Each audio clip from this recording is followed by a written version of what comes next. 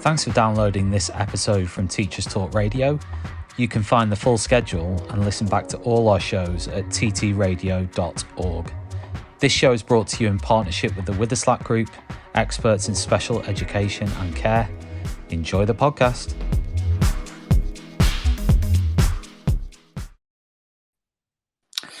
Good morning, everybody, and welcome to the Sunday Social with Teachers Talk Radio with Yasmin Omar, who is going to be joining us in just a second. While she does so, just to remind you that this show is sponsored by Witherslack Group, who are one of the partners of Teachers Talk Radio.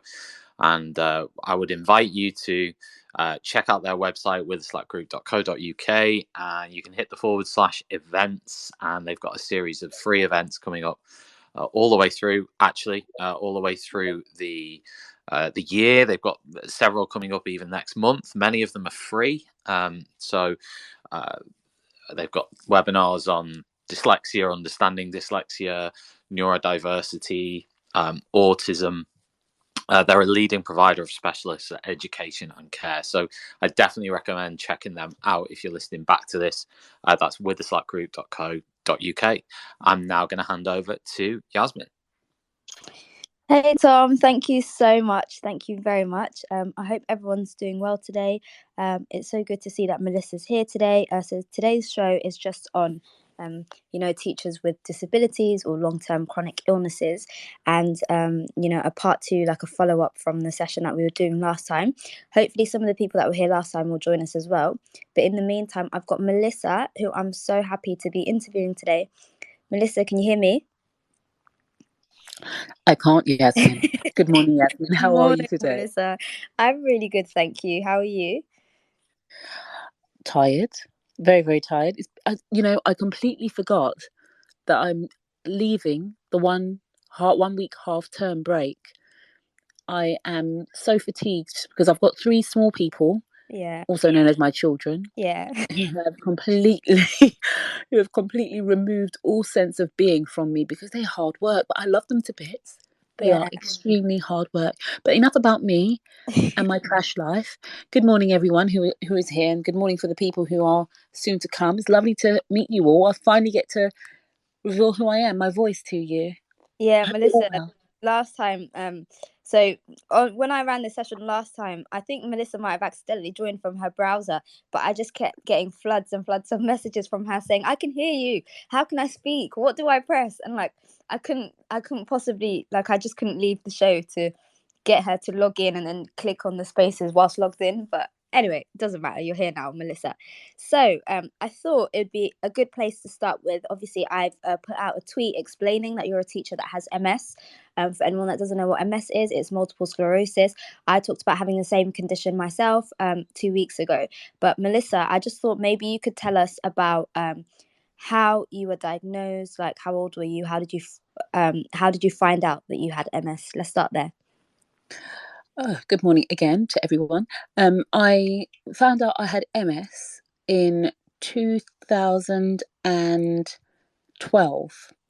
It began, 2011. I had completed my NQT year and I thought it was absolutely brilliant. I was doing my NQT over in Hayes and Harlington, and finally getting to leave that joint. It was so far away because I live in East London, traveling to Northwest London, doing a 2-hour journey there, 2-hour journey back every day, apart from Saturday and Sunday and school holidays. That is really stressful. Sorry, Melissa, to cut you off. But I couldn't fathom such a journey for teaching every day, especially on public transport, because I grew up in Ealing Broadway, and Hayes and Harlington, I would say, would be a kind of a strenuous journey even from there. It's quite easy if you were to drive to Hayes and Harlington, but it even on the train, it's just quite an awkward journey. So for you to have made that journey all the way from East London, I couldn't imagine that. That sounds really exhausting. It really was, but it was worth it because everything came at a time when there was a massive crash in 2009, financial crash, and people who had finished their PGCEs, finished their NQT year, had to find somewhere to have a job. No, I've not finished my NQT 2 years, I should say. I had to find a job elsewhere. And thank God I had to find that job elsewhere because it was too far for me. I did my NQT in Hayes in Harlington. It was a wonderful experience. It taught me how to behaviour manage because the kids there are wild. A lot of them, I mean, there's a lot of children at the time. There were lots of children who were related to one another. Right. Yeah. And their parents were related to one another. And what I tended to come across, high levels of SEN, high levels of behavioural SEN. I mean, to the point where I got kicked in the head by one of my students. Gosh. And I didn't know I had MS at the time. I was just like, oh, okay, I've been kicked in the head. That is really shocking. But going back to the point about a lot of them being related, like I went to a school where there weren't that many like Somali kids in my year, but just generally a lot of us kind of looked alike, and we would claim to be cousins or related when we actually weren't. Like I remember I actually went to a different school in year 7, and there was just a random Somali boy in my year that I was really good friends with, and we told everyone we were twins, but like raised in different families, to explain why we had different surnames. And honestly, like for a long time, I mean, I left that school in year 7, but for a long time people just thought it was true. So Melissa, maybe, I mean, I didn't grow up too far from Hayes, so maybe they weren't actually related and they just kind of used to pretend that they were because they're from the same country. I'm not talking about Somalis or even Asians. Yeah. I'm talking about Caucasians. Okay. Yes, that's what I found shocking, because you just think, huh? This is not right. This doesn't happen amongst the Caucasian community, but it was happening. Right. It was happening. Okay. So continue then. So were you on that placement when you found out that you had MS? So what happened? No, I resigned that. I did my NQT, passed it with flying colours, and then I got a job in Tower Hamlets. The school was Sir John Cass Foundation and Redcoats. Okay. That was my liberation, because that's not too far. That's Bethnal Green. Right. And I was amazed to be back in East London. It was just amazing. But anyway, I woke up one day and I thought, hold on a minute, I can only see out of one eye. There's something wrong with my glasses. I was saying to myself, there's something very wrong with my glasses. I've got to get to Specsavers. Get to Specsavers and speak to someone there, because clearly there's something wrong with my glasses. I did not think at all that there was something wrong with me. Right. Being the teacher, that ever busybody teacher who wants to get involved with everything and do everything, I had all my marking to do, all my planning to do. It took me nearly 3 weeks to get to Specsavers to say, excuse me, is there something wrong with my glasses, because I can't see out of my right eye. So is that because you were really busy with your school workload? Is that what took you 3 weeks to go to Specsavers? Yeah. Oh, that's really sad to hear that, because you had so much to do at school, that you kind of put checking up on your health kind of on a back burner. Obviously, you didn't know the context. You didn't know that you had MS, but, things like that make me sad. And it's part of why I wanted to do a show like this, because I think it's really common for teachers to, irrespective of, medical conditions or not, a lot of teachers put, their lives and their health on the back foot, just so that they can prioritize their schoolwork and just all the things that they need to do for school. But that's really, really sad, Melissa. And I wanted to ask, so what happened when you did eventually go to Specsavers? Wow, I met the most amazing optometrist, and he said to me, Melissa, I'm going to test your eyes. I was there for about 3 hours. He was testing and testing and testing, and eventually he just said, look, Melissa, I'm so sorry. He wrote me a letter and he said, I'm going to ask you to go to Moorfields Eye Hospital, because I can do nothing for you. You need to speak to super specialists who will be able to assist you further. He knew, because the way he would look at me, the way he did look at me, he knew there was something wrong. He probably knew I had optical neuritis, but he couldn't say it to me, being the optometrist for Specsavers. He doesn't want Specsavers to be sued, but he knew. So Yeah. once again, schoolwork prevailed. 2 weeks later, I eventually got to I'm laughing about it, but it's not funny. I got to Moorfields Eye Hospital. Maybe it was just less than 2 weeks. And I met an amazing doctor, consultant doctor, Dr. Gordon Plant. Right. And he said to me, Melissa, he said, Melissa, I'm going to get, people are going to be asking you lots of questions. So go through the rigmarole of answering all the questions, and I'm going to test you as well. About 2 to 3 hours of testing, again at Moorfields Eye Hospital, I found out that I'm colourblind. Right. I cannot see certain colours, like green. I cannot see the leaves on a tree. I just see green, but I don't see the leaves, the green leaves on Right. a tree. And And did you find this out in that same kind of checkup on your eyes, yeah, or something you found out afterwards? I found out during the checkup on my eyes at Moorfields Eye Hospital. Right. I mean, I can really relate to that. So I've met Melissa in person because we worked at the same school. Well, we work at the same school currently. And I had a really, really similar story. I was at school one day. I was actually in my PGCE year. I was training at school. I kind of mentioned this in part 2 weeks ago.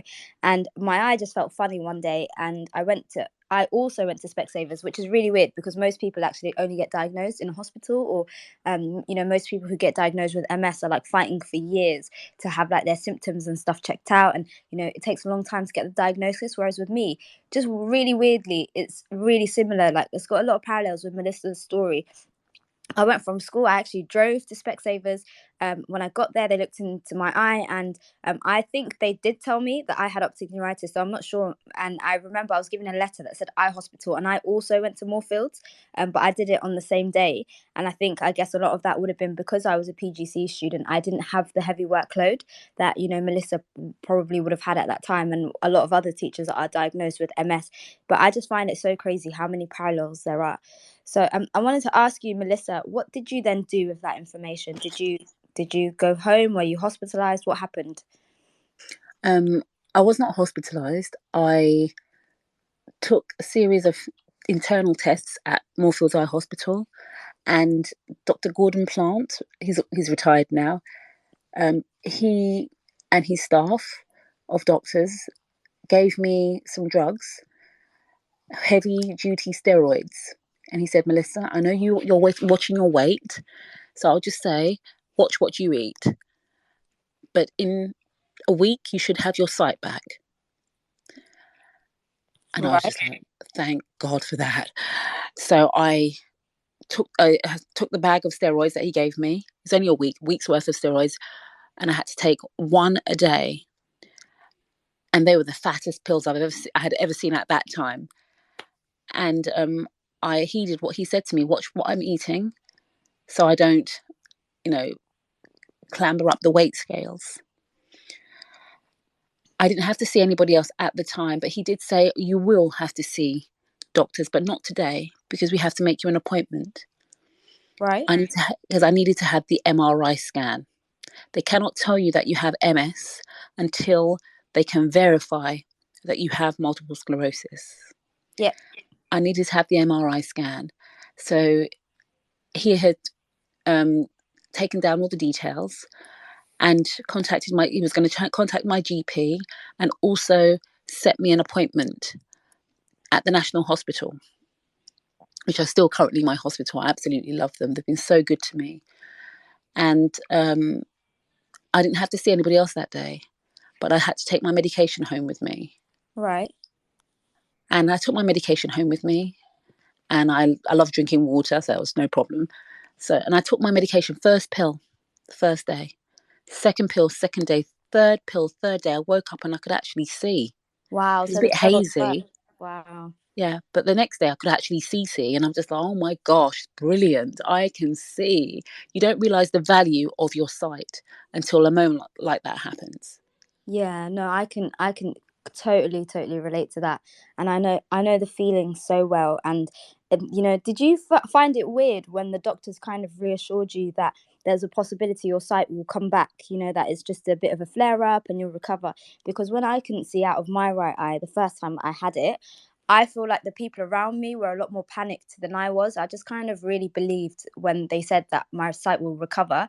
And then it did. And it's like you just have this newfound appreciation for everything that you can see.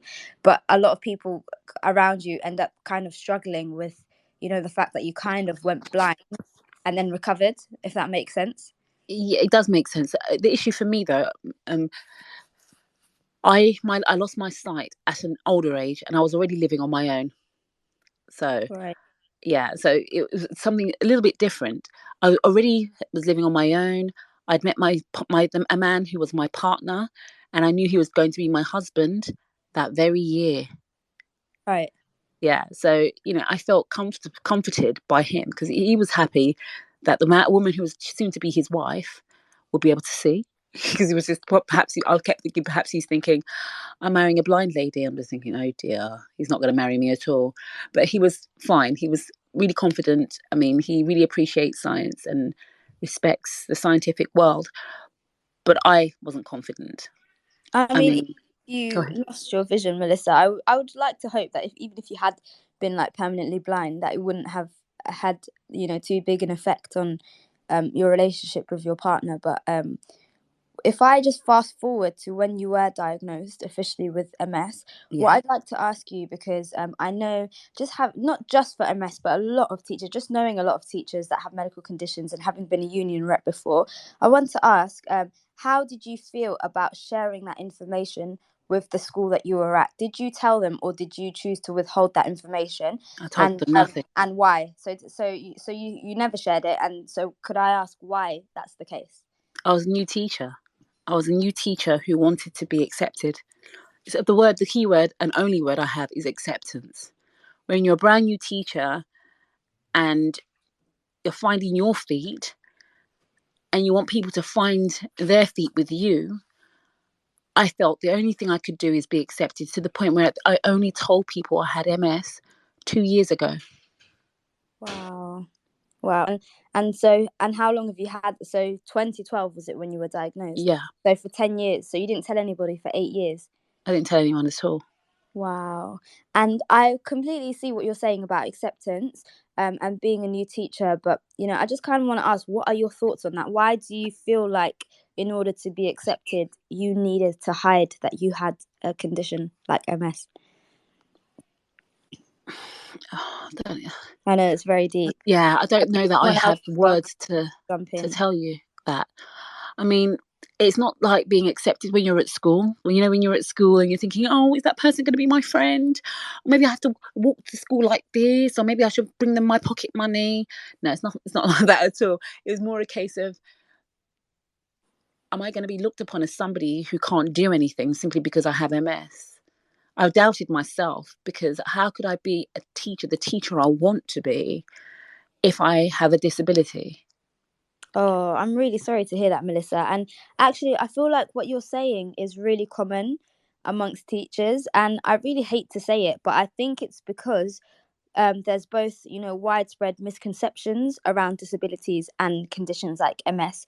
And also just because I think a lot of the teaching profession is judgmental by nature. It's like a profession where you get scrutinized for every last thing you do, whether it's progress scores and, how your kids perform in exams, or, even in some schools, things as extreme as, do you stand up all the time when you're teaching? And do you know what I mean? Or, what time does somebody leave school? There are many schools that clock watch. So I just feel like what you're saying is probably something that a lot of teachers with an illness or a disability of any kind can really relate to, and you certainly wouldn't be alone in that. I think it's seen as really brave when somebody shares or discloses their medical condition, and I also feel like it shouldn't be like that, and teachers should be supported, because it's really hard to have widespread or consistent support around the country for teachers with disabilities, when a lot of the time teachers don't feel like they can share it. And I just feel like that's really sad. And I want to ask you, what changed your mind then? Why have you started to share your MS diagnosis? I think it's my children. They see me all the time. I mean, things have progressed I now have secondary progressive multiple sclerosis. Yeah. I did have remittent relapsing, But after having it began, the problems began. Then I'm not blaming them as such. When I got pregnant, not with a child, but with children, I had twins, and I had optical neuritis again, and I couldn't see again, and I lost my mobility again, and I had to go back into physiotherapy again, and and I just thought to myself, no, I can't live hiding. I cannot live hiding. And the physiotherapist even said it to me. She said, you shouldn't hide. You shouldn't hide, because I refused to take a walker. She said, you need the walker, Melissa. And I said, no, I can't use a walker because I'm not of the age of a walker. And she just looked at me like, have you lost your mind? It's there to help you. Oh. I said, look, yeah. And looking at the faces of my children, I just think, no, Melissa, look after yourself so you can look after them. So I must inform whomever I'm dealing with of my situation, because I don't want to kill myself in the process of trying to just be quote unquote normal, just because I'm trying to hide who I am, who is perceived by some as abnormal, but that would be a wholly false Oh, Melissa, way of seeing it. So powerful. And I think something that so many people with a medical condition in general, not just in the teaching profession, can relate to. So the next area I just kind of wanted to ask you about. So in those 8 years where you didn't tell anybody that you had MS, and I guess was a lot easier to conceal because of the fact that at that point a lot of your symptoms would have been invisible because you didn't have a walker.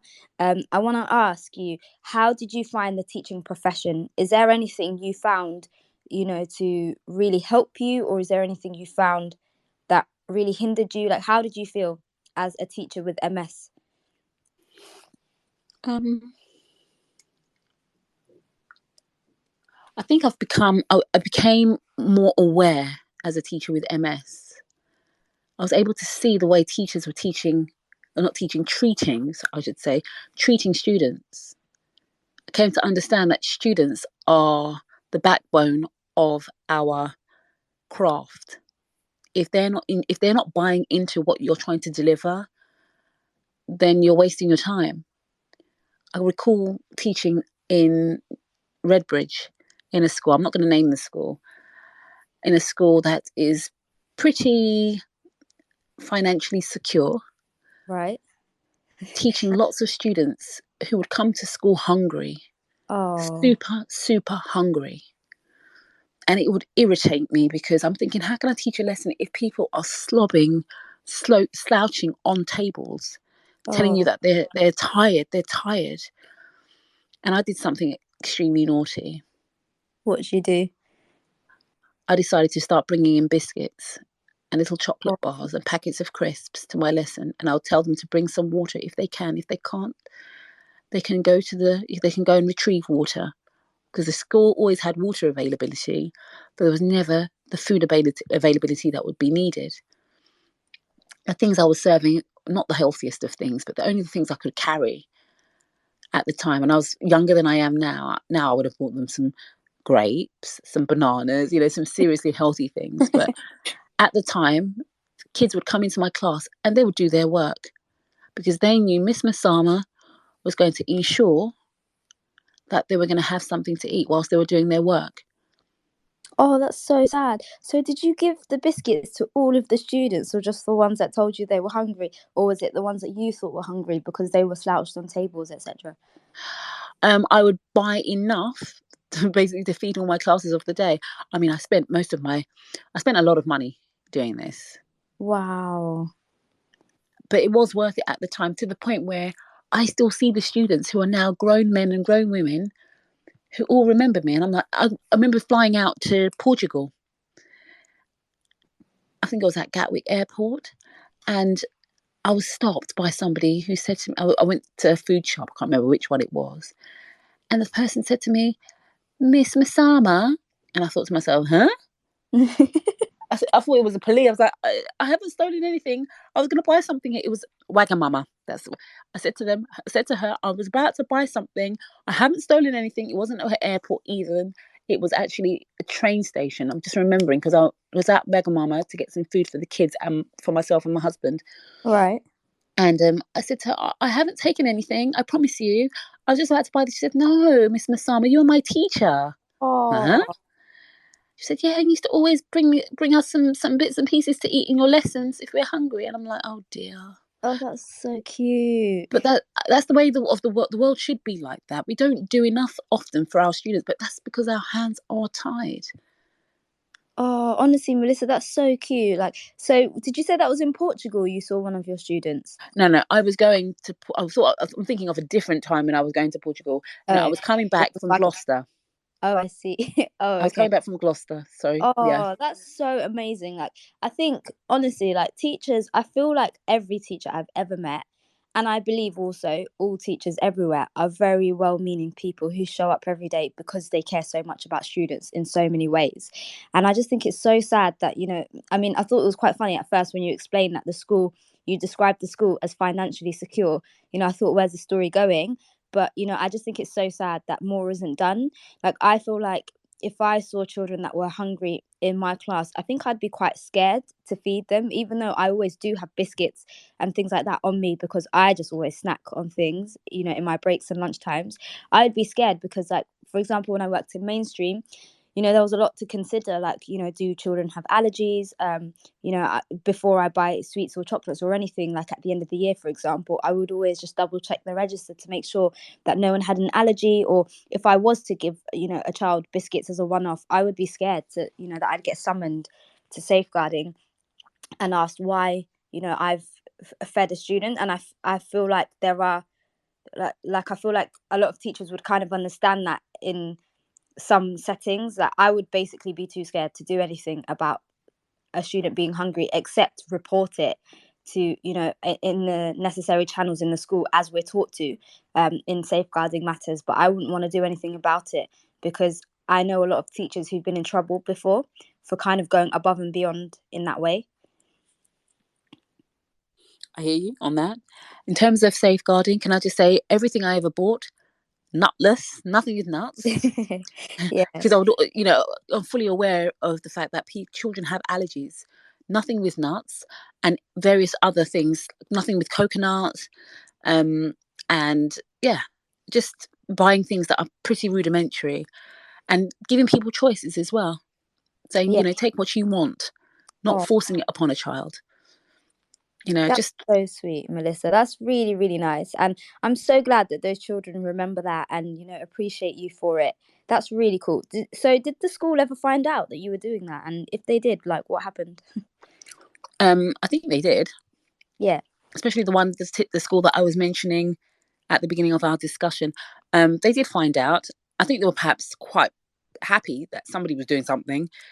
But for me, I just, like I say, I really appreciate being a teacher. It's a privilege. It's not something that we're doing the students a duty. We are privileged to be able to assist, and if we can assist, let's assist properly.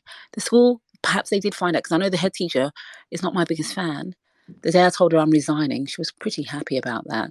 Oh, that's so sad. No, that's good. I mean, you say it's sad, but for me, it was brilliant. I did not like her. In fact, her school have a massive turnover of staff. Oh, that's really sad to hear. And do you think, Melissa, that might have played a hand in why you didn't want to share your MS diagnosis when you were there? Didn't feel, like I said, I didn't feel comfortable. The staff that were working at the school at the time, they were aware that I had MS. Yeah. And the PE teachers would often give me a lift home. They would drive me to my home. And also, one of the teachers who was a geography teacher, and we continue to be friends after we left. Even PE teachers and the geography teacher, we continued to be friends after I left, and they even left thereafter. They continued. They used to look out for me, look after me, and that was a massive privilege for me because I just thought to myself, I'm not on my own. Because with MS, I don't know about you, Yasmin, but sometimes you feel like you're on your own. Do you feel that no one quite gets it? Yeah, I can definitely relate to that. I mean, Melissa, I'm so happy to hear that you had the support of certain teachers in the school that you were at the time where you were feeding these children the biscuits.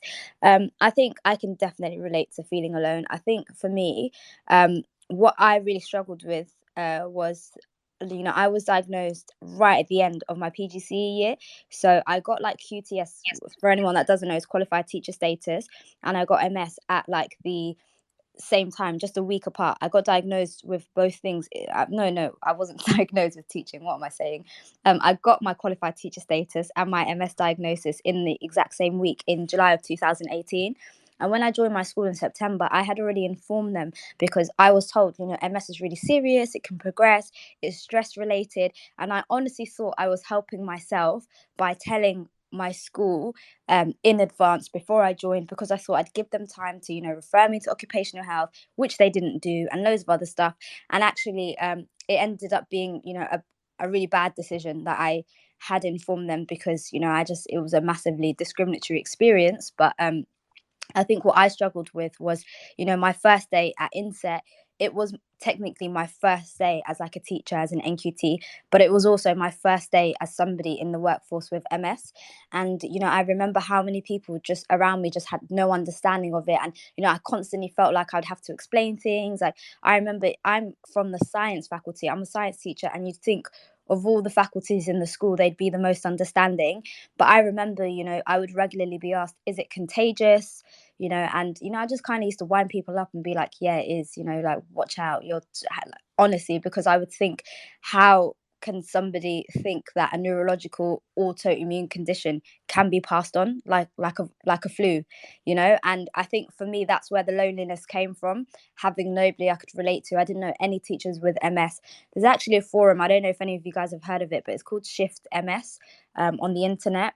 I used to read through it here and there. I had an account, I was called Fraction on there, and I just used to read the accounts of people with MS. But even then, there weren't really any that mentioned that they were teachers.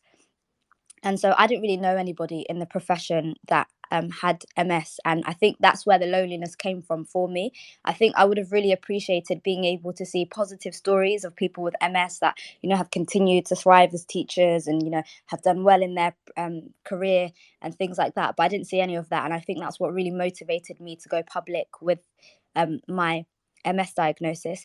I can see that there's some people that have joined. If there's anyone that wants to come up as a speaker, you're absolutely more than welcome to. Or if any of you have any questions for Melissa or for me, you're more than welcome to. So Melissa, the next thing I wanted to ask you is how have you felt about things like Wellbeing Week? I know that's coming up this half term. I've got a lot of thoughts on Wellbeing Week. I appreciate it, but I'm also not the biggest fan.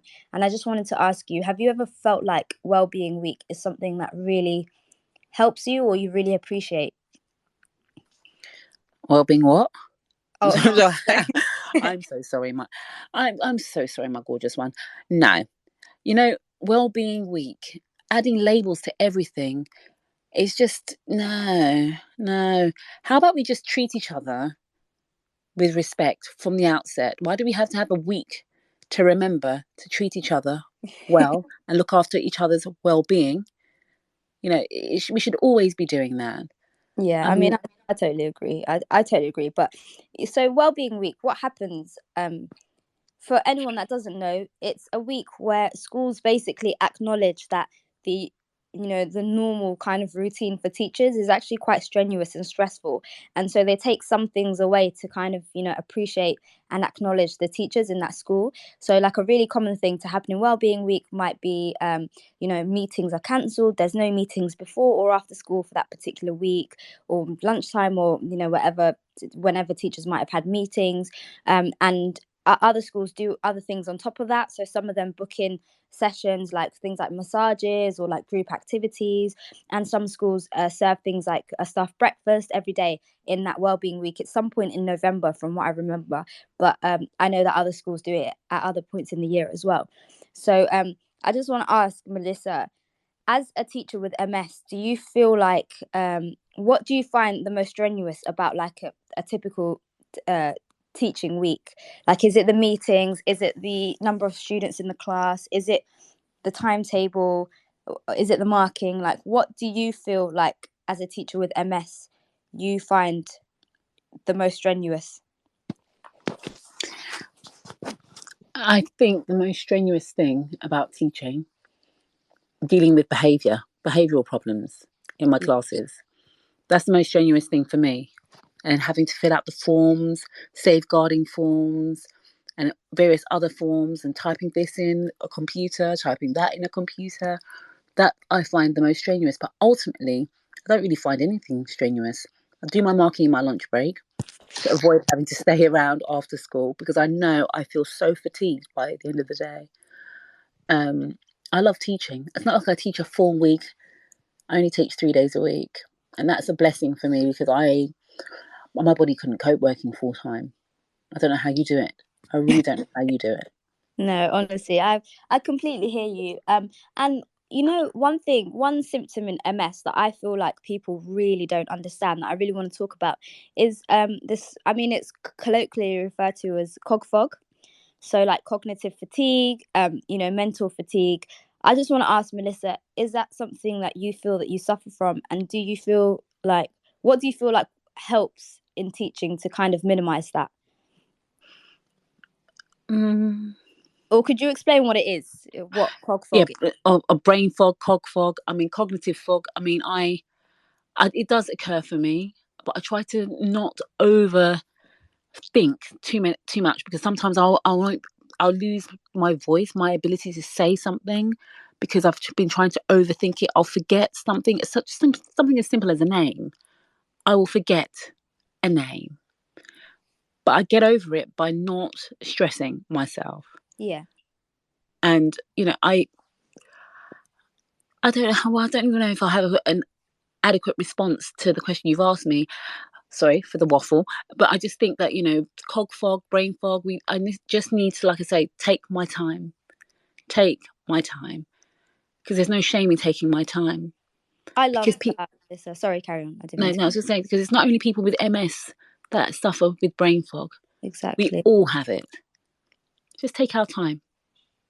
Exactly. No, I completely agree. And Melissa, it's so nice to hear about, you know, your like self-compassion, your self-care towards yourself. I think generally a lot of people, especially teachers, are really, really hard on themselves.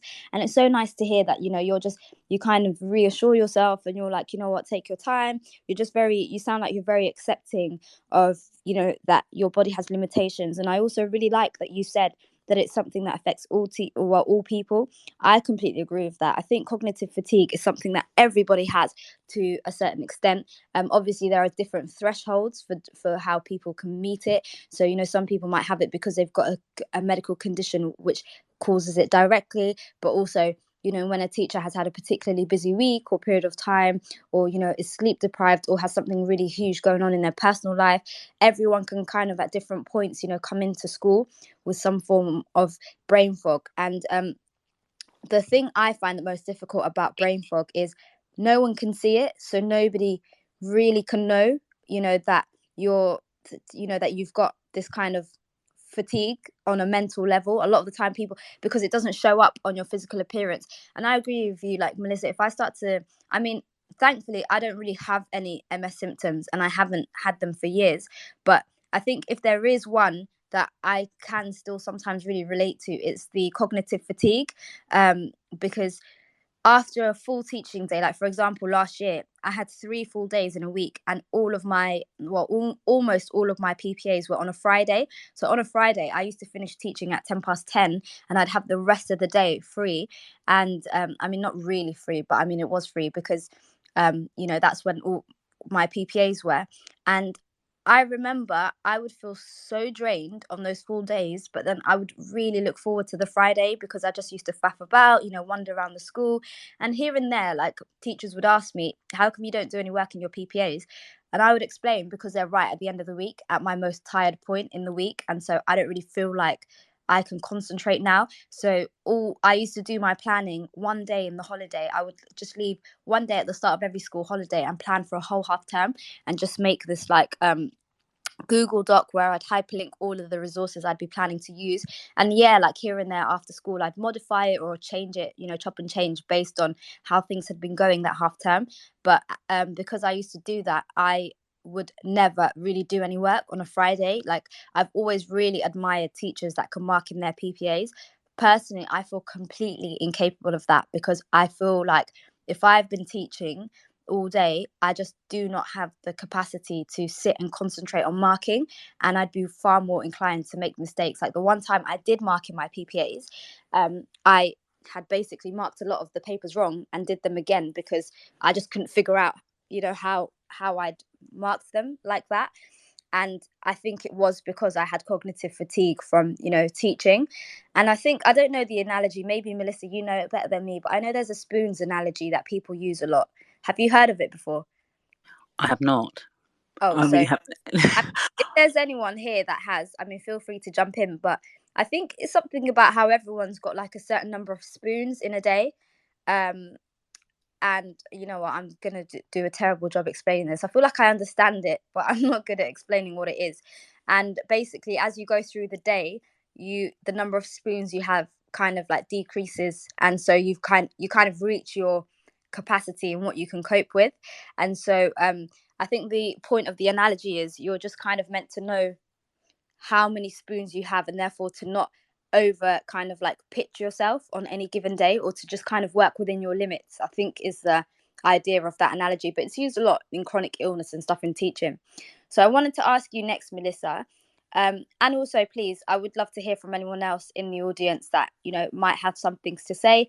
I wanted to ask Melissa, what do you think is helpful? What do you think, if you were now to design something to support a teacher with MS or to support a teacher with a chronic illness, what do you think they would need, just based off of your own experiences? What do you think could really help a school support a teacher with a long-term illness?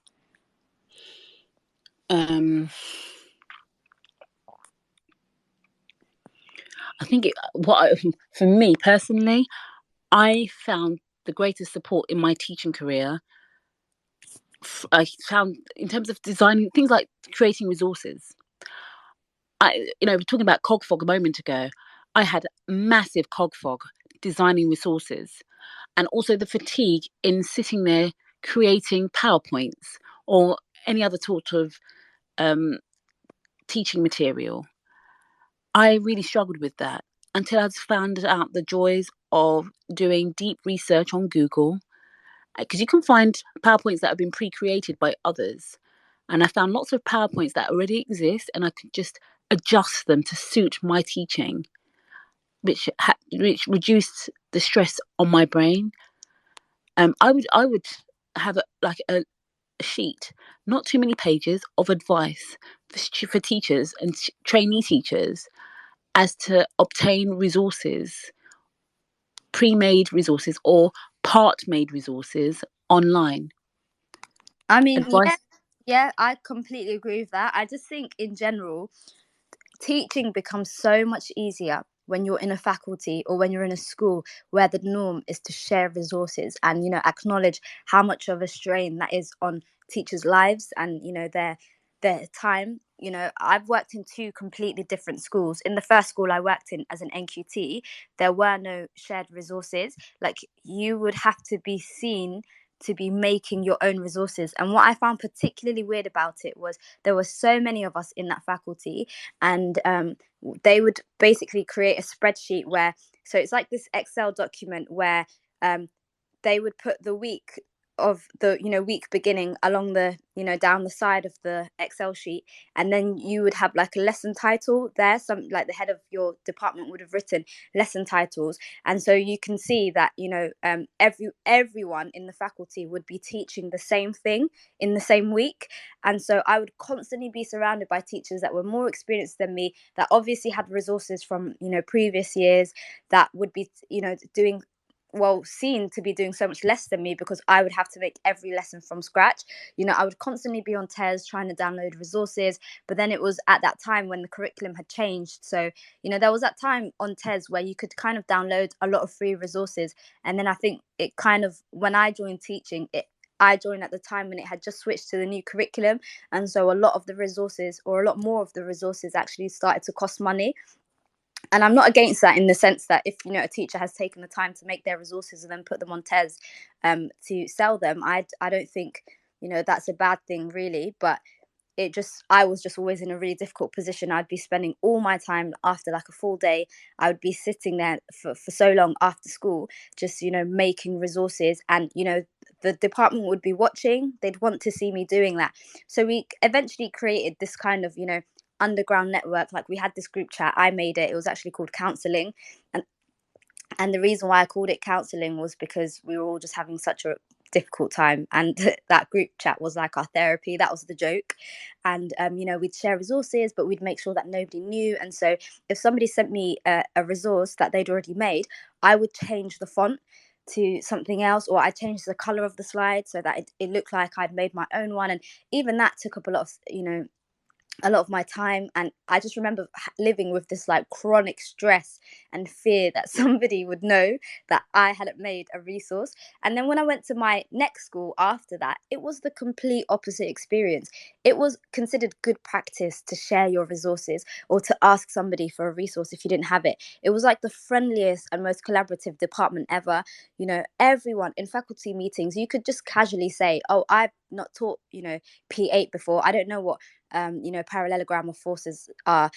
Can someone help me? And somebody would sit with you in their PPA and just kind of talk you through it and teach you how to do it, and, you know, send you their lessons. And, you know, there would be, I remember there was a teacher that used to constantly go to like events, and she followed everybody on EduTwitter.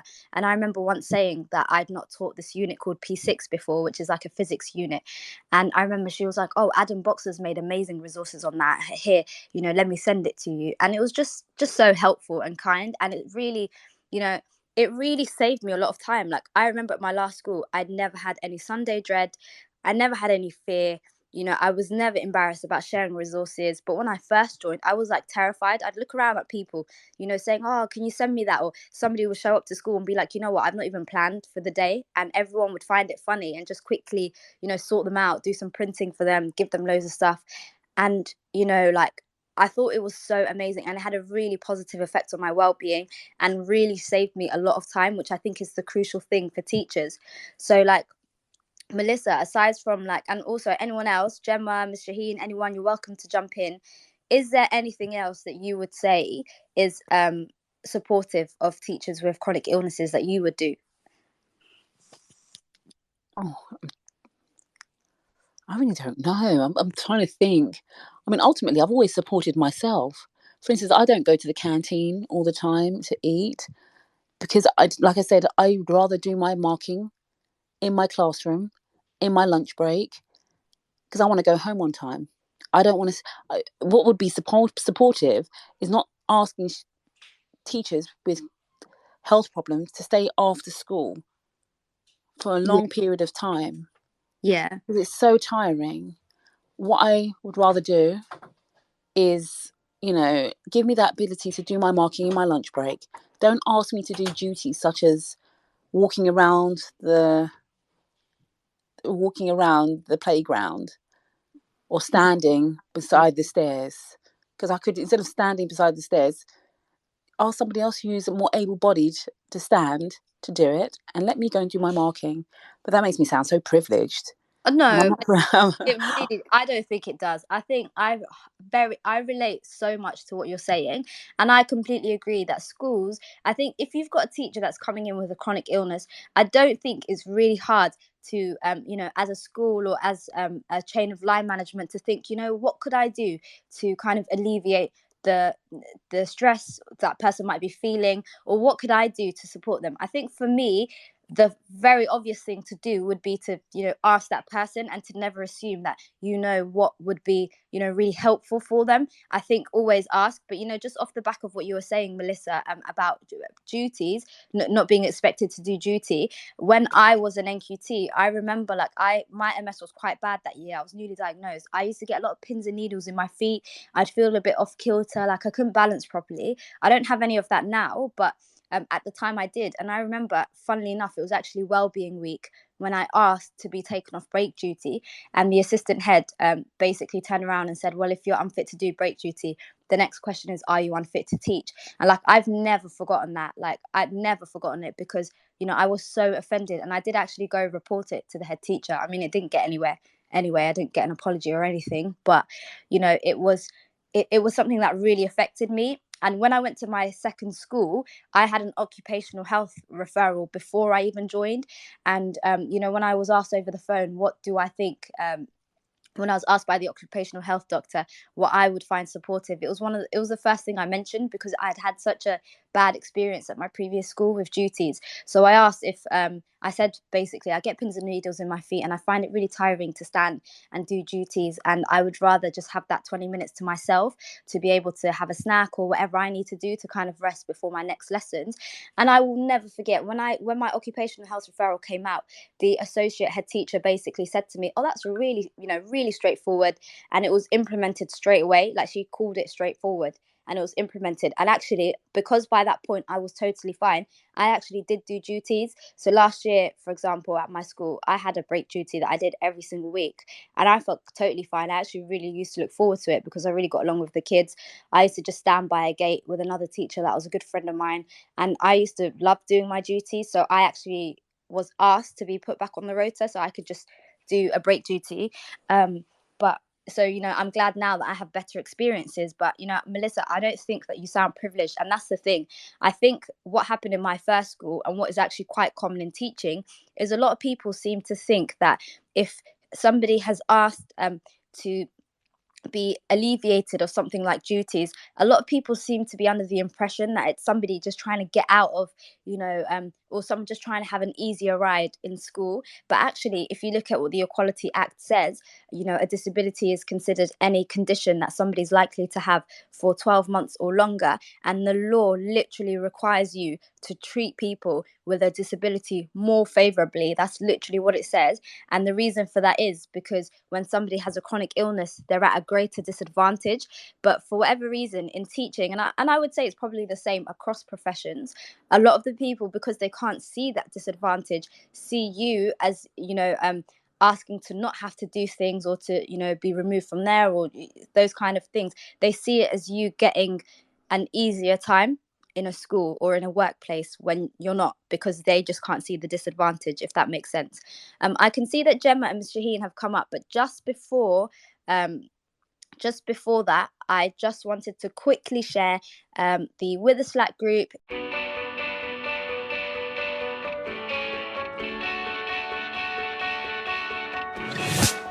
This episode of Teachers Talk Radio has been made possible with support from With a Slack Group, the UK's leading provider of SEN education and care.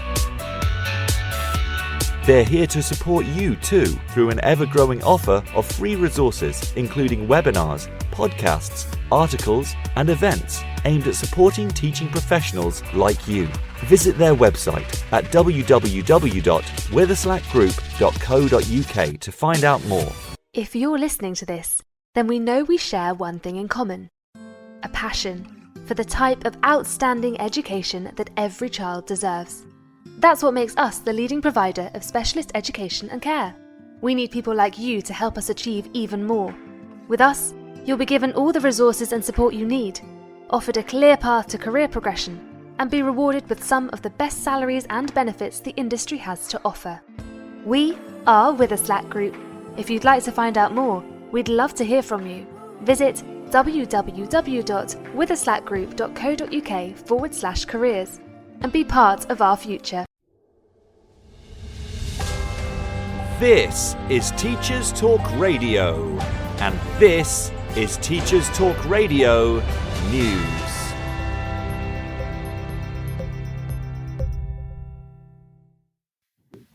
Saturday the 29th of October saw a so-called March of the Mummies, according to an ITV News report.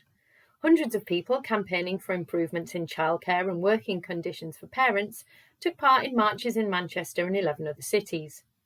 The march was organised by campaign group Pregnant Then Screwed, who say that the UK has some of the world's most expensive childcare. The group believes that children in the UK are being born into poverty because parental leave is not well paid enough and a lack of flexible working conditions is forcing parents out of the workforce.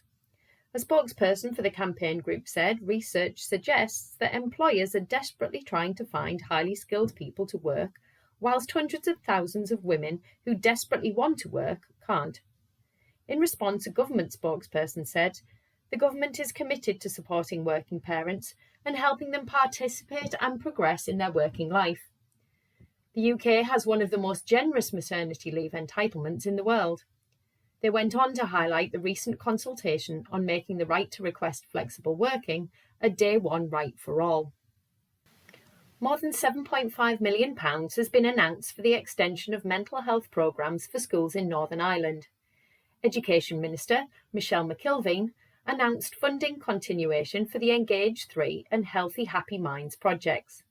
Ms McKilveen said that the feedback from school leaders and staff was that both programmes had been invaluable in helping to support pupils across all educational settings. Both schemes were created to help alleviate the impact of the pandemic on children and young people. Durham University students have queued on the streets overnight to secure a home for next year, according to a report from the BBC. Lists were released and hundreds lined up outside of estate agents in the city, with one student saying some showed up at his current accommodation for a viewing in a panic for next year. The university said it had anticipated pressure on the private rental market and increases in rent and was giving the issue urgent attention. Durham Students' Union described the city's housing market as broken and claimed that increasing student numbers were putting both welfare and education at risk. First-year undergraduates in the city have guaranteed accommodation, but have to find their own housing after that.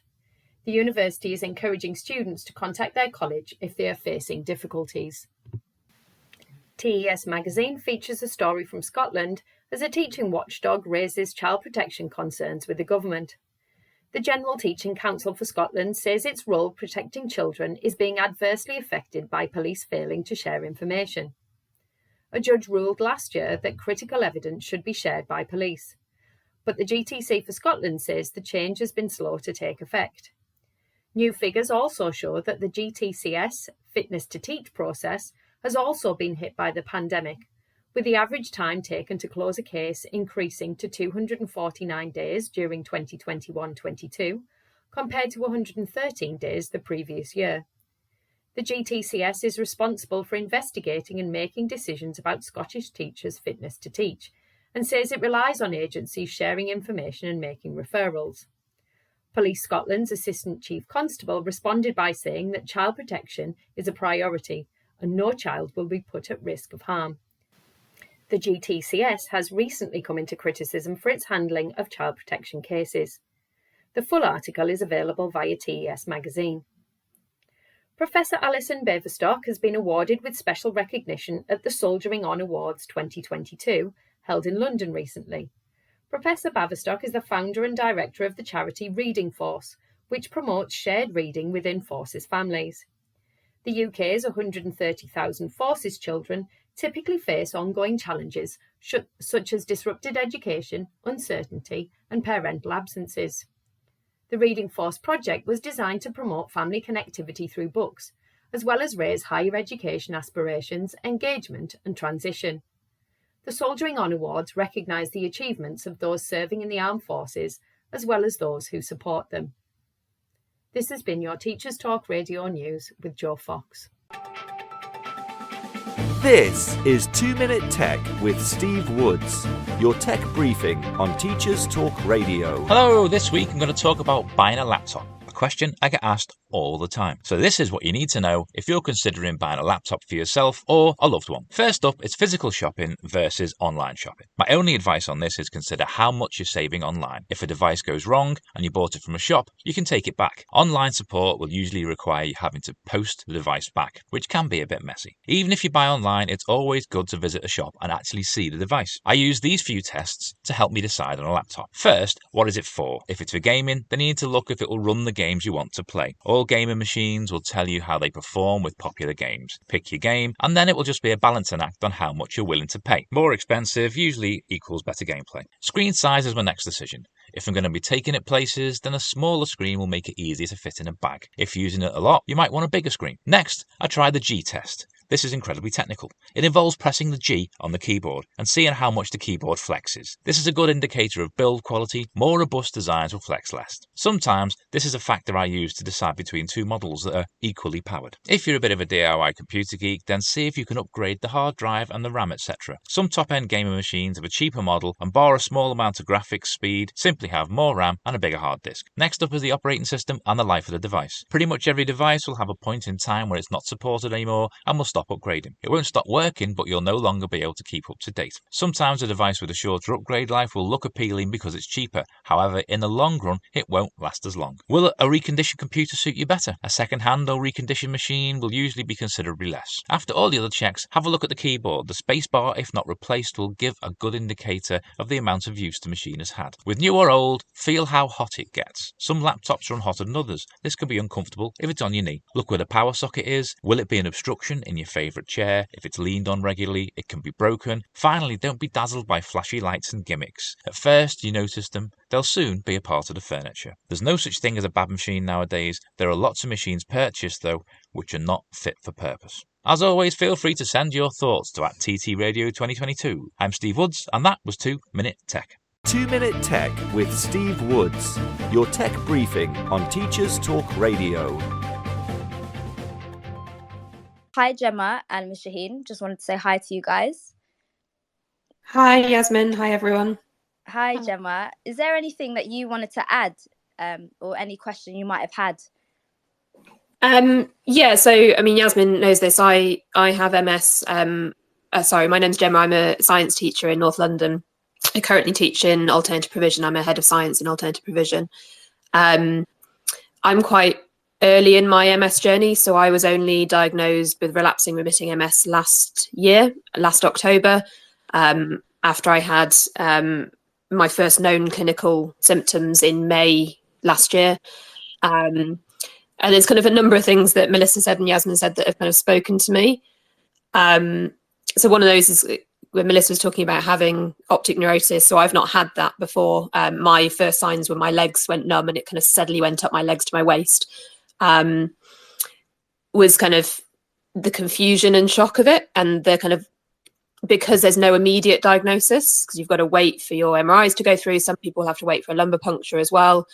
There was kind of a bit of I don't know how to say it, like limbo period where I'd taken a day off. So when my legs initially went numb, it took me a few days to realise what was going on. I'd taken a day off work to go to the GP, who had sent me straight to A&E. So I kind of escalated quite quickly, but A&E sent me back to my GP for blood tests.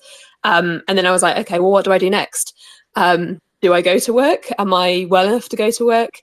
And there's kind of no real support in that period for people to know what to do. So I kind of just wanted to say that first. But then the other thing I wanted to say was about the question of what schools can do. I've not been through an occupational health referral. I've not needed to yet, but I've been through school-based risk assessments, both health and stress risk assessments, to try and make adjustments for my MS. And I think I always find it really hard to know how to answer that question. What do you think needs to be done? What adjustments do you think need to be made? Because sometimes it's not very obvious. So to give you an example, when my old school I don't work for anymore did the risk assessments, there was a genuine want to do things for me and to make the correct adjustments. But went through the questions in both the health and the stress risk assessment, a lot of the answers ended up being, well, it's the nature of the job. Yeah. And I think we talk about this about young people and children, where we say like a large amount of supporting children with SEND is creating a classroom that is inclusive of everybody, and that things that you do to adjust for SEND needs will be equally of benefit to other children in the class. But we don't seem to make the same argument around adults in the school.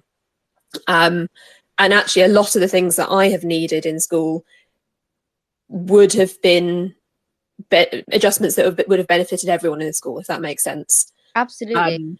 So they talked about in the stress risk assessment, okay, well, it's the nature of the job. It's the nature of the job. I was like, well, is it really the nature of the job? Should it be the nature of the job? But it wasn't about individual adjustments that could have been made for me. Actually, what needed to happen was adjustments across the whole school that could have benefited everybody. And I think that for me is the thing I find very difficult. And I think that comes down to the thing that people are saying about not wanting to be seen as kind of wanting to fit in and wanting to not be seen as difficult or awkward or out of the ordinary. There's no reason why people, if you create the right environment, there's no reason why people with chronic illnesses and disabilities need to be very obviously seen to be catered for in a different way, the vast majority of the time. And especially when it comes to conditions where there's invisible disabilities. And so give an example at my old school, they had kind of lineups with students at the start and end of every lesson, or the start of the next lesson, and teachers kind of walking up and down the stairs 20 times a day to go and pick up the 20 is an exaggeration, you know what I mean? 5-6 times a day to go and get their students. Yeah. And I was like, I'm struggling with this sometimes, not all the time, but sometimes I'm struggling with this. But because the school was not run in a way where that accommodation could be made for me without it becoming a problem for other people, it made it very difficult for me to be able to speak up and say, I'd rather not do this today. So in the end, I did have what I got the school to do, kind of a conditional risk assessment. So because I didn't want to limit my mobility before the MS limits it for me, if that makes sense, if it ever does. Absolutely. So it's like they were like, well, how about we take you off duties and take you off things that require you to walk around school? I was like, well, actually, I'd rather not do that all the time, because I can still walk and I'd rather walk while I can. But there would be some days where I need to be able to say I'm too tired today. But if you have a school where there's not that, if the school is run in a ineffective way, or there's not enough redundancy in the system to allow those variations to happen on a day-to-day basis, then it will put pressure on other people then, and that then puts you in a position where you don't really want to say you can't do it because you know it's going to affect somebody else in the school. Gemma, I absolutely hear what you're saying. I think every single thing you've just said there is something that I heavily relate to, and I completely agree with you on. And, just going back to your point of it being really difficult to answer, what can schools do to support teachers with, long-term conditions, or in mine, yours and Melissa's case, MS. I think you hit the nail on the head there when you said it's hard to be able to answer that because it essentially changes all the time. And the example that you just used of you sometimes feeling too tired to be able to walk around the school, but wanting to still be able to do it, and definitely not wanting to be in a position to kind of inconvenience anyone else. I just think my experience in my first school, it was a massive school. They had a lot of money. They had a lot of staff. There was no reason why I couldn't have been covered for break duty. But I think it is the case a lot of the time in schools that you have to, especially when you've just joined as an NQT or you're just a classroom teacher, you've got this massive chain of line management, and you have to rely on people actually understanding your condition, or not having, a view where they just think that you have to kind of be a particular way to survive at a school. Every school has a culture, and I think you'll hear a lot, we don't do this here, or we do that here, or this is the way that we do things. And I don't mean just for illnesses, but every school just kind of has an in-group, and there are certain conditions or requirements you have to meet to be part of that in-group. And so a lot of the teachers that are outcasted or frowned upon are people who sadly often have protected characteristics, who for whatever reason might need to be made exempt from certain things. I think for me, when I was working at my school, and there was a head of faculty and an assistant head and a deputy head, all of whom gave me a really hard time. When I did eventually go to a tribunal with them, it became apparent in the questions that the questions that were put to them, it became really apparent that they actually just never had training on how to manage somebody with MS. And I think if that's the case in, such a big school with a lot of money, and such a high performing school, then it probably is the case everywhere that a lot of teachers or a lot of staff who are in positions of line management have never been given adequate training on how to support staff with chronic illnesses. And I feel like that's one of the biggest issues. It's awful to have to rely on somebody to kind of understand you or understand your condition. And a lot of the time, what people see as supportive isn't supportive. And so what I just think would be really helpful is if teachers with illnesses were referred to occupational health as a first point of call. I think that doesn't happen a lot. I think you were saying, Gemma, you haven't been to occupational health. Melissa, I don't know if you've ever been to occupational health, but, you know, having done it twice at two different schools, one at the end of my employment and one at the start of my employment, I found it really helpful because it kind of also takes the pressure off you to kind of demand or to have to advocate for yourself, in the sense that when you have to yourself as a member of staff say, oh, this is what I'd find supportive, or that's what I'd like, it's tough to do that, you know. But if you go to occupational health, that's someone who's a specialist that you just kind of either meet in person or now because of COVID often just speak to on the phone, and they can help draft up, you know, what they think will support you in the workplace. And when that report gets sent to your employer, it's a lot easier to just for them to just kind of implement that, and for you to kind of have that taken, you know, have that pressure taken off you. I don't know any of you, Melissa, Gemma, or even Shaheen, if any of you have had an occupational health referral before and how you found that. Hi, Yasmin. Hi, Gemma. Hi, Melissa. Hi. Hello. First of all, Yasmin, I'd like to apologise because I didn't know this space was going on, and I know I did say I would like to come on and share my experience. Oh, that's So, good. hello to you all. Oh, it's nice to have you here. Oh, thanks, Yasmin. It's good to be here. So I'm Miss Shaheen. I teach year 4. I've been teaching for about 7 years now. And 2 years ago, I was diagnosed with trigeminal neuralgia, which has some similar symptoms to MS, but it causes like very sharp pain in the head, and sometimes it feels like an electric shock, etc. And because of that, I had to, like Gemma was saying, I went through lots of, you know, a whole period of it. I didn't know what was going on. I was on different medication, lots and lots of MRI scans, and they just couldn't find out what the matter was. Then I started taking medicine, and that medicine made me feel really quite fatigued, and you know, like you're speaking about the brain fog. And at some points, I felt like I couldn't teach, and I didn't know whether I should go back to work. And if I did go back to work, I don't know what support was available. When I did eventually go back to work, like you said, Yasmin, it's really, really important to get an occupational health referral. So I would recommend that to anybody. When I went back, I spoke to the senior leadership team, and I did actually request an occupational health referral because, like quite a few of you mentioned, it's really quite difficult to explain your invisible symptoms to people who don't know what you're experiencing. So I'd say things like, you know, I can't focus on reading a book. Sometimes my trigeminal neuralgia is triggered by strong wind, and they'd be like, wind, are you sure? And it's really quite difficult to explain how you're feeling to people who have not experienced it or who don't live with chronic pain. And then it's even more difficult to try and explain to them what you're feeling when you're taking this medicine that's helping you to relieve some of the pain, but is also suppressing other things. But when I did get my occupational health referral, they did say things like, you know, I'm allowed to have more break duties, and I am at risk of future sickness absence, because that was one thing that was putting me down, you know, coming to school and then, you know, after a couple of days I wasn't well again, and then I'd be off for a long time, and that whole kind of uncertainty really did affect my mental health. But I think the advice that I'd give everybody is, number one, definitely get an occupational health referral, because they are there to support you. And the second thing I would definitely say is, sometimes as teachers, we do feel guilty about asking for support, but it's really, really important that we verbalize exactly what it is we need. So if we can't do that break duty, it's important to say, today I'm not very well, I won't be able to do the break duty, because we do have rights, and sometimes I feel like we forget that, and at the expense of trying to please everybody else, we do put put more pressure on ourselves, and it doesn't help our health.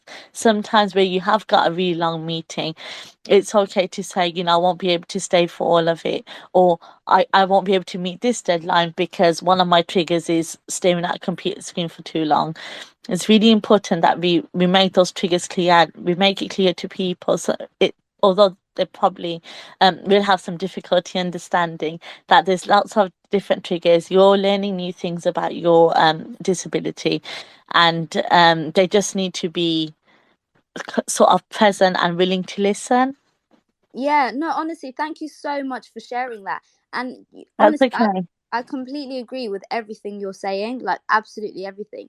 Now, what I want to ask, and any three of you are welcome to answer this, should the responsibility always fall on the teacher with the condition? So, like in the case of Gemma, for example, Gemma's not been diagnosed for, that long. And a lot of the time, as you just said, Ms. Shaheen, it's a learning experience for somebody that's just been diagnosed with a condition. Like, should it always fall on the teacher themselves or the staff member to have to advocate for themselves and to say, look, this is how I feel today, or this is how I feel at present, and I won't be able to do XYZ? Like, is that something, what do you guys think could be done to kind of alleviate that responsibility from teachers who are already kind of juggling having, a long-term condition and working? What do you guys think there's anything that could be done to kind of, exempt a teacher from having to constantly speak for themselves on the matter?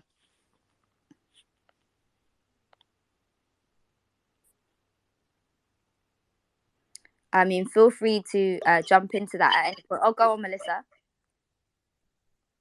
Oh, go on. I'm there. Give me Okay. one moment. Sure. I'm a bit of I turned 40 a couple of years ago. I'm going to be 42 this year.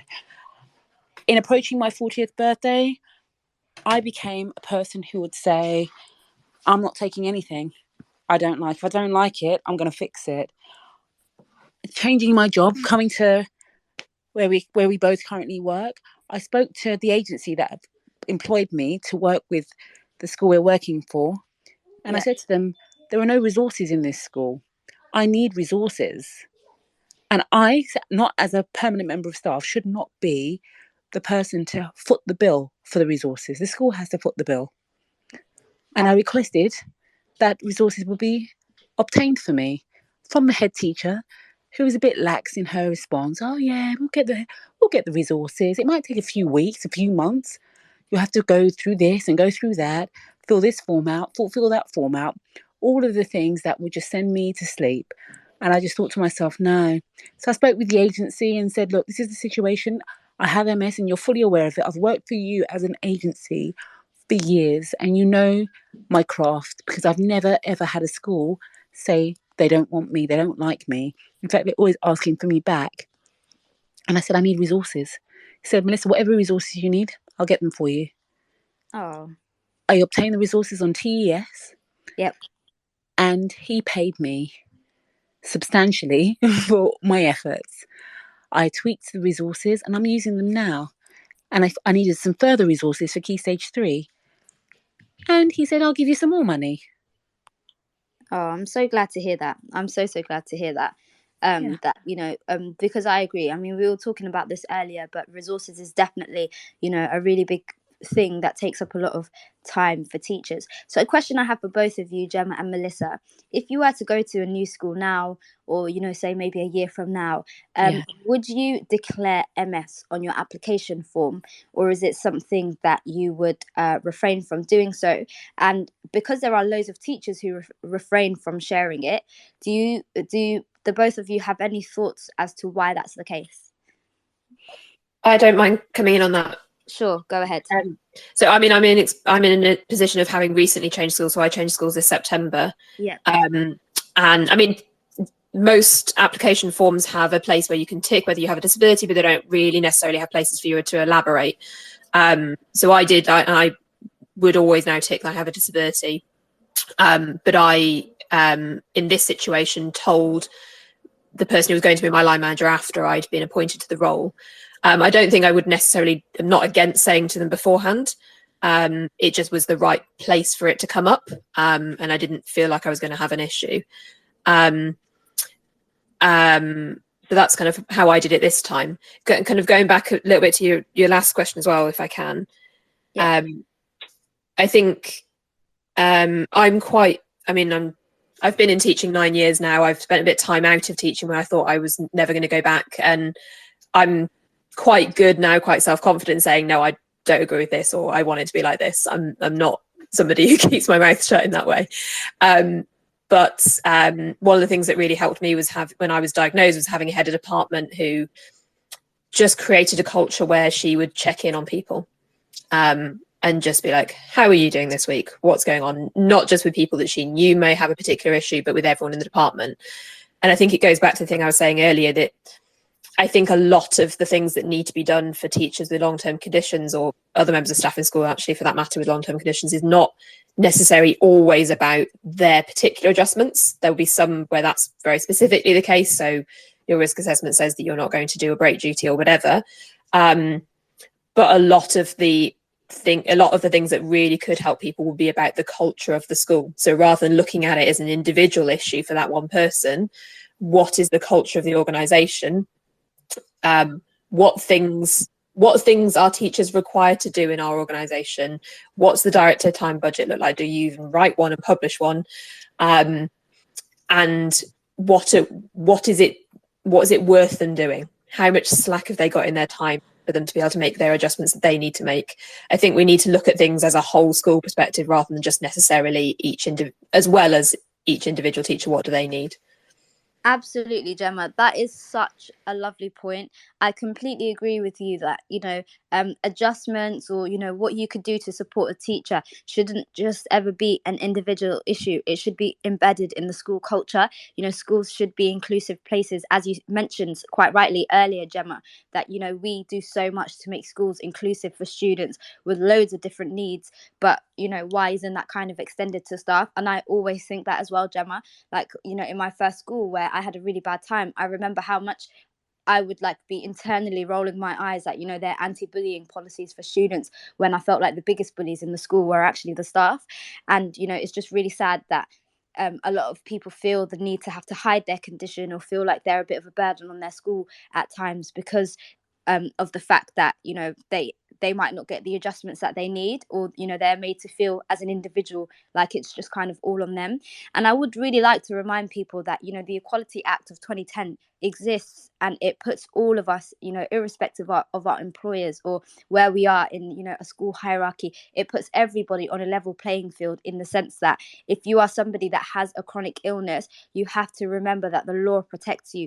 Even if your managers are not people that are, making the effort to protect you, remember that the law of the land literally protects you from, discrimination, and it, is something that supports your protected characteristic and your disability. And that's something so important to remember, and should empower people to know, actually, if you are wronged, there are necessary channels you can go down to kind of essentially be compensated for, anything that you've experienced that you shouldn't have. And, I think it's really important for staff with illnesses or with long-term conditions or disabilities to learn about their rights, because it can go a long way in helping you. And I just think that schools have a really, really long way to go in that respect, because so many people actually know nothing about the conditions that the people they line manage suffer from. And Gemma, going back to your point about a school culture, I think one of the things that I loved the most about my previous school was that it was actually a deaf provision in Newham. So it was a school called Lister in Newham, and it was the deaf provision for all of the children in the borough that either had a hearing aid or, some form of hearing difficulty, and we had a deaf support department. And from when I first joined, I remember my first day there, I saw a student that was in a wheelchair. The school is, really accessible. He was just, out and about in the playground. It was so easy for him to get around school in his wheelchair. There are deaf students that are in lessons, just in the normal mainstream lessons. I found it to be so inclusive. And I remember how comfortable I always felt, talking about having a condition. And the school business manager was somebody that I felt like really supported me. And, I just remember being so amazed that there were, especially because the last school I was at was the nearest school to the school I was at before that, which was like the complete opposite experience. And I just remember how happy I felt, it really restored my faith in myself and like my self-belief and my hope that I could actually survive as a teacher. And I just feel like it's really important for teachers to be in an environment where they're supported and where, they can openly discuss these things. I just think it's unacceptable to have to rely on, line management to understand your condition, because when they don't, things can go really badly and have, detrimental effects on that teacher with a chronic illness. So, I guess the next question, and I mean, if there's anyone, Shukri, I can see that you're here as well. So Shukri was a speaker 2 weeks ago on this show.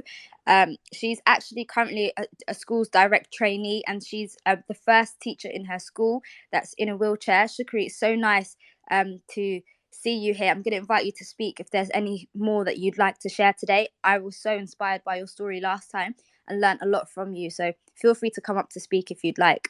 I think the next question that I have is, if there was anything you were to say to if you wanted to speak to your colleagues or your school rather, and kind of influence its culture, what do you think, as somebody with an illness or someone with a disability, what do you think all members of staff need to hear about conditions? I know that's like a difficult question. If there's anyone, Gemma, Melissa, even Shukri, if anyone wants to jump in and listen, I'm just going to invite you to speak, Shukri. Or actually, I know I talk about this. So actually, for anyone that doesn't know, who wasn't in my show last time, I will just quickly explain. I essentially had an employment tribunal in my NQT year with the first school that I worked at. I did go on to win that tribunal some years later. It was for disability discrimination and how they treated me as a teacher with MS in my first year of teaching. And one thing that I remember that I really loved that the judge pointed out in the PDF that was published, which is easily accessible in Google if anybody wants to read it.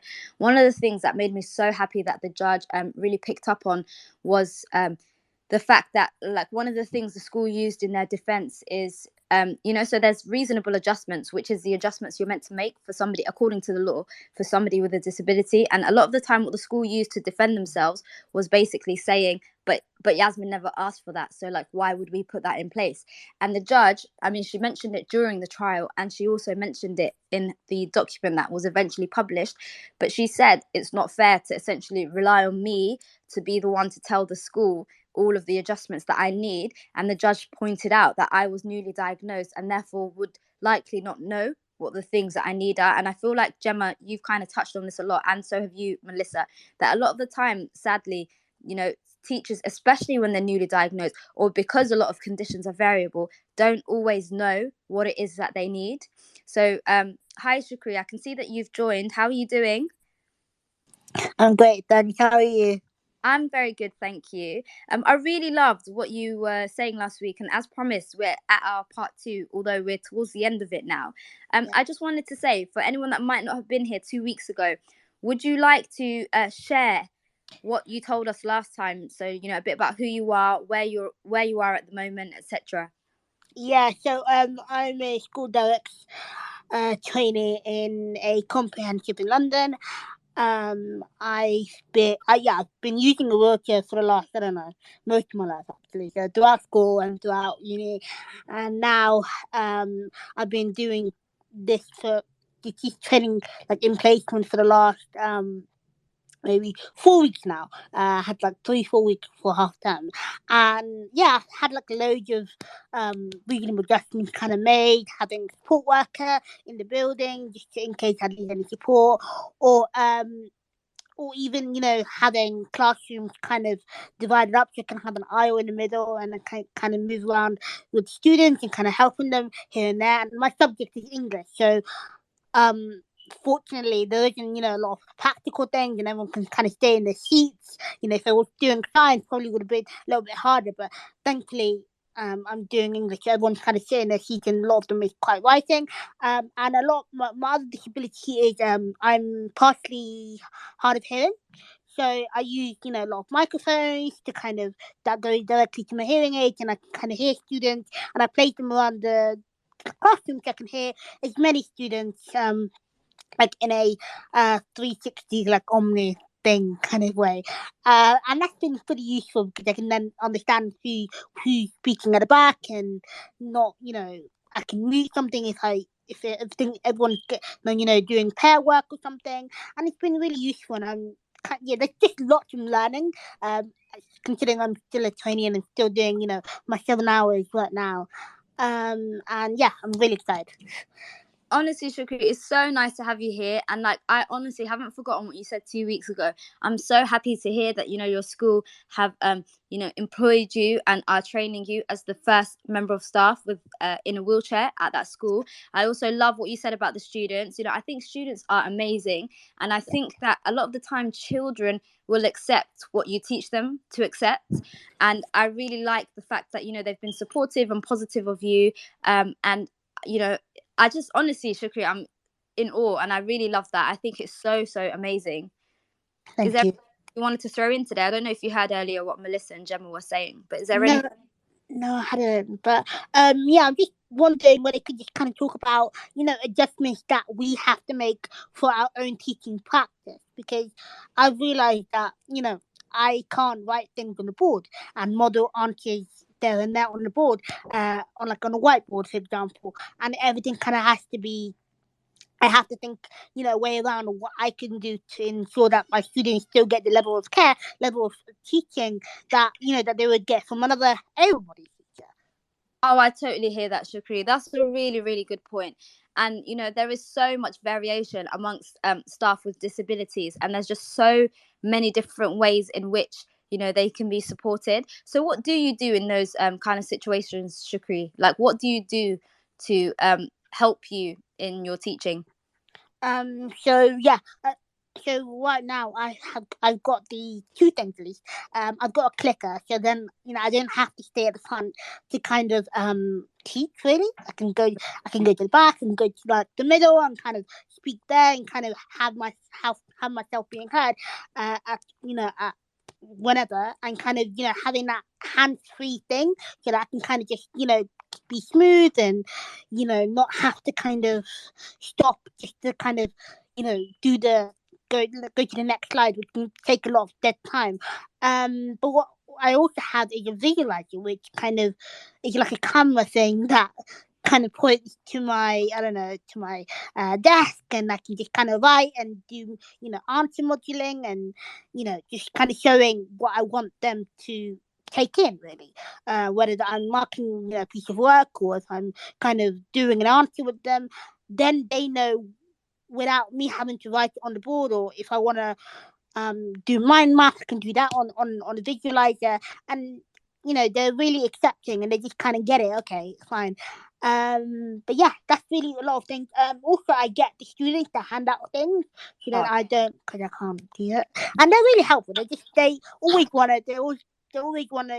first to like put their hands up and offer it, which I'm really thankful for as well. Yeah. No, I totally hear what you're saying, Shukri. I think that's completely amazing, that you've kind of figured out ways to kind of get around this and that the students are helpful. I think getting students to hand out worksheets is definitely, I just think it's such a great thing to do as a teacher. Children, I think, generally are so helpful. They always want to kind of help. There's always at least one kid in a class, who wants to help their teacher. And I think I've always found, I've never told the children it's specifically because I have MS, but I have always had a book monitor for every class that I teach, and at least one person who I could just look at and know they'll happily get up and hand out worksheets for me. And I just think it's something that helps me so much, kind of avoiding circulating around the class so many times. They always help me with things like that, and also carrying heavy things. And I just think children are amazing, and they're the best part of teaching with a disability. I feel like the help I've had from children far outweighs anything, and they often make my day, and I absolutely love that. So last question I have for you, Shukri, is what do you think, as somebody with a disability, what do you think a school could do? So it doesn't have to be specifically for your conditions, but what do you think a school could do to support staff with disabilities, just because of the fact that so little is known about chronic illnesses? What do you think schools could do to be supportive of staff with disabilities? I think they can kind of set up an initiative where people can send in anonymously what they want as like regional adjustments, that they, that if they don't want to like, publicize it or something that that can help everyone in the entire school. So say for example, we need to use more clickers, we need to use more whiteboards or something like that, or stuff that would kind of help all teachers, but especially those who are disabled.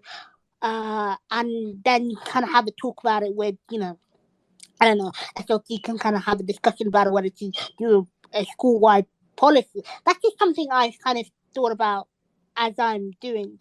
But and just kind of having, having the ability to just talk to SLT and, line managers kind of freely, and having, some trust in that, they won't really discriminate. I don't know. I've been quite lucky so far that, my line manager, my head of year, and all the staff have been quite, helpful and kind of giving that, that ear of, that they want to help and they want to, listen. So yeah, I think something like that might help everyone, and then that can also help, those who are disabled, and also probably even students.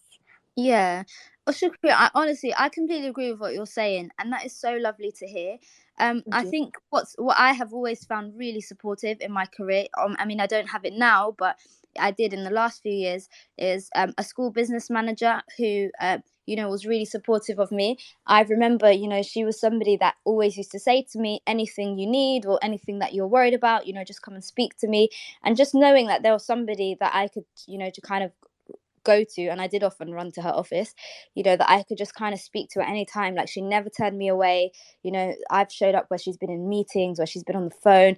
I've been to her office so many times. I remember even once going to her office to kind of share my thoughts on something to do with, the hot weather accelerating my fatigue. And I ended up sitting there for about an hour and then said, oh my God, I'm so sorry, you've probably got a lot to do. But at no point did she say she was so busy, or that she was busy, despite me knowing that she always was really busy. And, it was something that always helped me. It helped me have good attendance, to know that actually I can get sent home if I feel unwell. And so that would give me the confidence to come in. Whereas previously, if I knew that the school I worked at before that wouldn't send me home if I was unwell. So I would often not risk going in if I wasn't well. And so just to Gemma and Melissa really quickly, I just wanted to ask you, is there anything in your time in teaching that you feel has really helped you to cope with your condition, irrespective of whether the person doing it knew that you had that condition or not? If you guys are still there. Yeah, I'm still here. Thank you. I really enjoyed listening to Shukri as well. I think the only thing is what I mentioned earlier. Like I say, I'm still quite early in my journey with this. But it's having, and I have them now as well, thankfully, members of my department or my immediate line manager who create a culture where you can talk to them, like you were saying about the business manager. If it's difficult to go and talk to somebody, if you create that culture in your school, then people aren't going to raise things or talk about things openly. That was the most important thing for me. I think you asked the question earlier as well, like what thing would I want schools to know? And I don't know if people on this on the radio are familiar with the medical and social models of disability. I'm not going to go into detail. I think people can go away and look it up, but I think I would want schools to be familiar with that distinction and think about the way they run their organisations under that, with that understanding about how does the way you run the school and the way you run the organisation create difficulties for people with disabilities that don't need to exist otherwise. Oh, honestly, Gemma, that's so amazing. And I completely agree with you. I do feel like there needs to be a part 3, but I'm not going to do it for the next one. I'm just going to save that for later on, towards the end of this year. I just want to thank you all for having contributed, and for everybody that's listened, Melissa, Gemma, and also Ms. Shaheen, who's now gone, and Shukri. Thank you guys so much for contributing. It makes me so happy to know, that there are teachers who are happy to kind of openly disclose their conditions. I think it'd be really nice for us to be able to continue with a forum where we can support each other. I know there's this new feature on Twitter called Twitter Communities, so I might just set one up today where we can all just kind of share links and things that that might support other teachers. And if there's anyone else that wants to join that, feel free to. I'll tweet about it later today, and maybe we can just kind of continue discussions there. But I really want to thank you guys. I feel like this session has meant a lot to me as a teacher with MS.